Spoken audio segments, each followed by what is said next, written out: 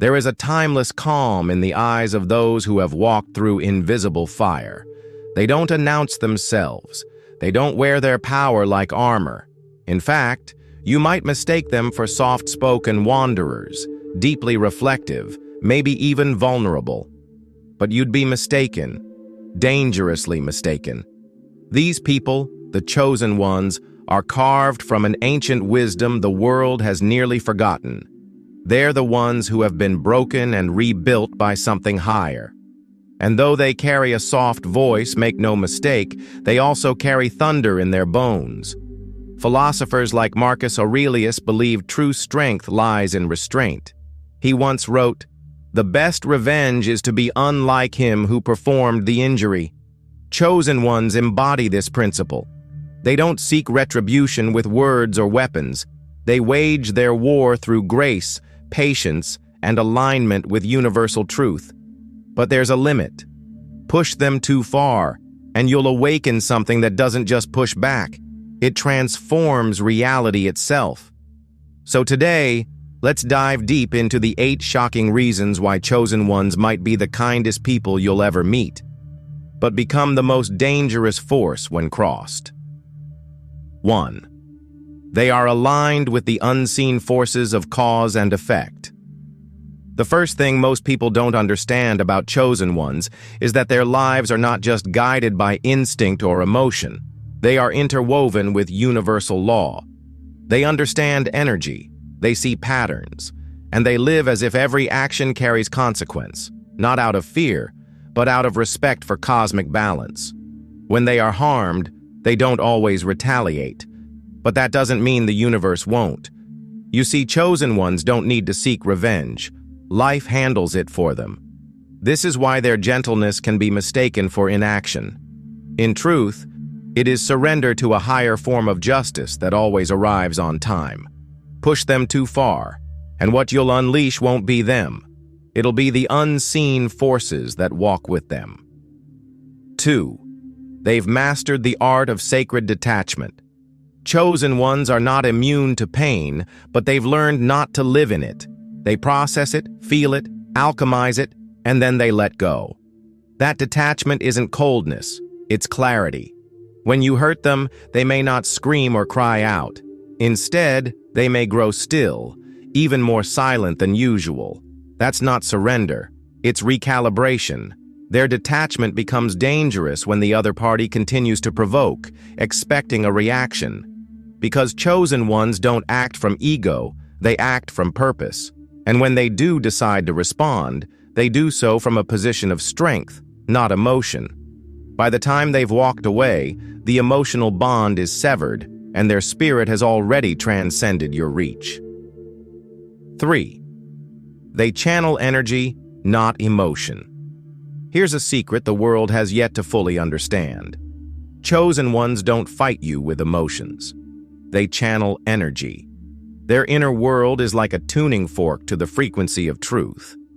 And when that frequency is disrupted, they don't explode, they recalibrate. They call upon the truth, and truth becomes their weapon. Instead of reacting to betrayal, they'll look you in the eye and tell you something that pierces deeper than any insult. Why? Because it's not coming from a reactive mind. It's coming from divine clarity. Their words are like keys that unlock hidden shame, unresolved guilt, and suppressed lies. And once you've been seen through by someone aligned with truth, you can never fully hide again. 4. They are warriors in disguise. You might meet a chosen one meditating under a tree or volunteering at a shelter. They don't brag. They don't flash their resume. But underneath that peaceful demeanor is a warrior forged in shadows. Their journey wasn't soft. It was brutal. They've been abandoned, betrayed, underestimated, and spiritually attacked. And yet they rise, over and over again. This resilience becomes terrifying when they are finally pushed to the edge. Because by the time they do respond, you're not facing a person. You're facing a soul that has trained in silence, in pain, in loss, and emerged sharper than ever. They don't need to raise their voice. Their very decision to engage becomes a spiritual act of war. You've awakened someone who knows how to fight battles that never make the news, but change destinies. 5. Their love is a sanctuary and a mirror. When a chosen one loves you, whether platonically, romantically, or spiritually, you are enveloped in something sacred. Their presence heals. Their words uplift. Their touch calms storms you didn't know existed inside you. But their love is also a mirror. It reflects not just your beauty, but your flaws. It brings to surface the very things you try to bury. And when you betray that love, you don't just lose a partner, a friend, or a guide. You lose sanctuary. You lose the one person who saw through your pain and loved you anyway. The aftermath? You're left alone with the very wounds they were helping you hide.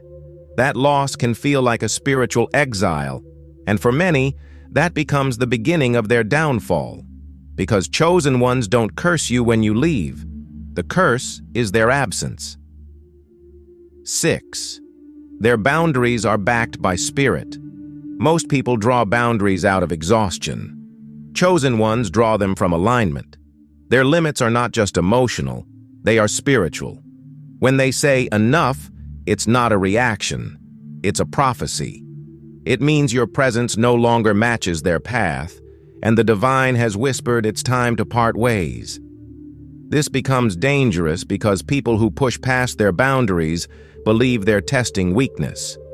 But what they're really testing is spiritual timing. And when that patience runs out, it's like standing in a room where the oxygen is suddenly gone. The chosen one doesn't argue, they don't explain, they vanish. And in their absence, the energy shifts. What was once calm becomes chaotic. What was once light becomes heavy. And you realize, too late, that you were standing in grace the whole time. 7. They are carriers of prophetic timing. Chosen ones often live on what feels like divine delay. Things happen for them later, slower, or seemingly out of order. But what people fail to realize is that their entire journey is being orchestrated from a higher dimension. Every friendship, every heartbreak, every door opened or closed, it all follows prophetic timing. So when they're provoked or betrayed, their response doesn't come from the now, it comes from the eternal. They speak words you were meant to hear long ago. They make moves that shift not just their lives, but yours.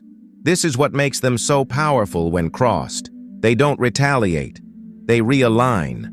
And their alignment becomes a force that nothing can stand against. You thought you were breaking their heart, but all you did was trigger their ascension. 8. They are the last warning before your collapse. There's something deeply mysterious about the presence of a chosen one in your life. They often arrive at a time when you're lost, broken, or in transition. They don't force their way in. They gently sit beside you, offering their presence like a quiet lantern in a dark cave.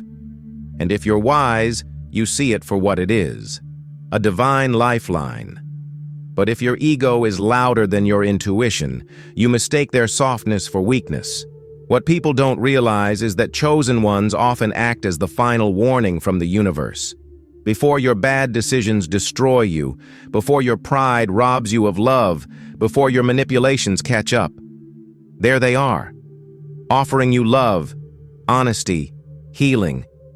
When you betray them, you're not just betraying a person, you're rejecting a sacred chance to change. And here's where it gets dark. Once you cross that line, your world starts to crumble in ways you can't explain.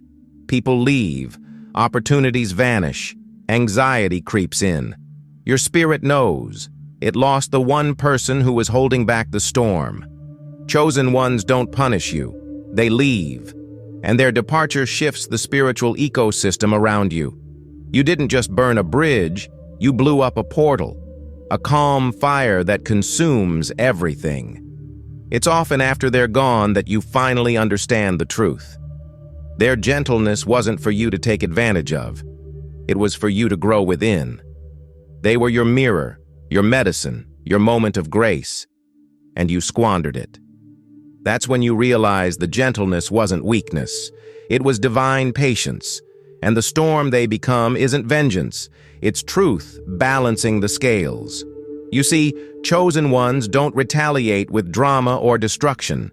They respond with elevation. And that elevation becomes unbearable to those who wronged them. Not because they rise in arrogance, but because they rise in clarity. Their lives start blooming while yours decays in confusion.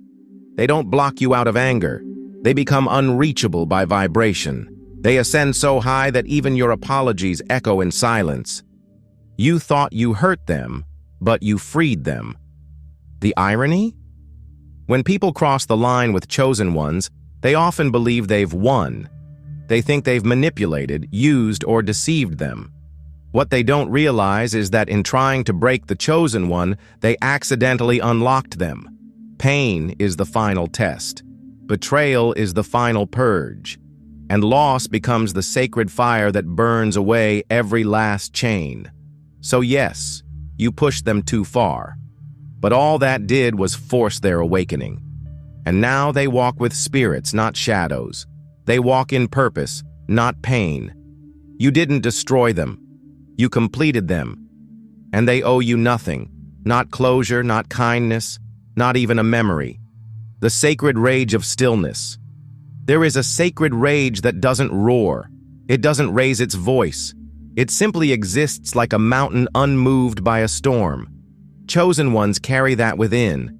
When pushed too far, they don't explode. They evolve. Their transformation becomes your regret. Their silence becomes your echo. And their absence becomes your reckoning. If you've ever lost a chosen one, you'll understand what I mean. The world becomes a little colder. Your mind races for what you could have said, should have done. But it's too late. They gave you 100 quiet chances. You heard them but didn't listen. You saw them but didn't value them. And now, they're gone. And you'll never meet another like them again. To the chosen ones. Watching this, let me speak directly to you now. The ones who feel everything too deeply.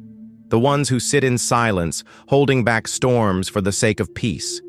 The ones who forgive without apology, love without condition, and walk away without applause. You are not weak. You are not naive. You are a divine contradiction, mercy wrapped in flame. Never doubt your power. Never shrink your soul to keep others comfortable.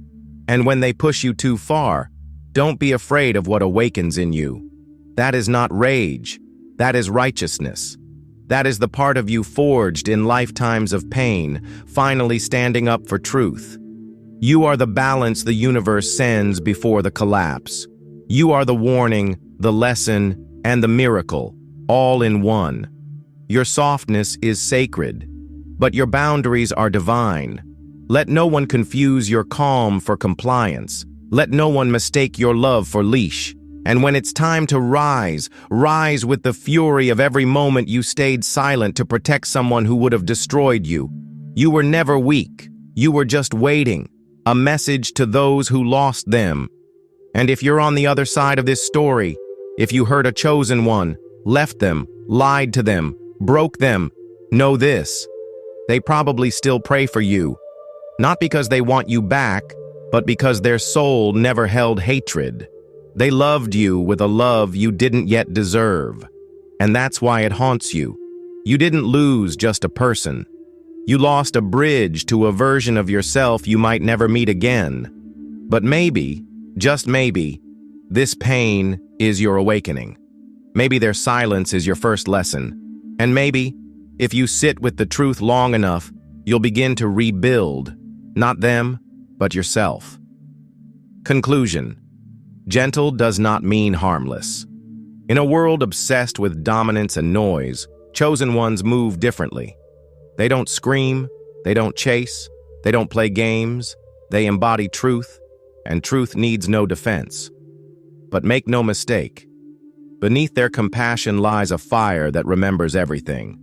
So the next time you meet someone soft, gentle, loving, remember, you might be standing in the presence of a chosen one, and if you are, tread with respect. Not fear, but reverence. Because if you push them too far, you won't just lose a person, you'll lose a path. And that path may never open for you again.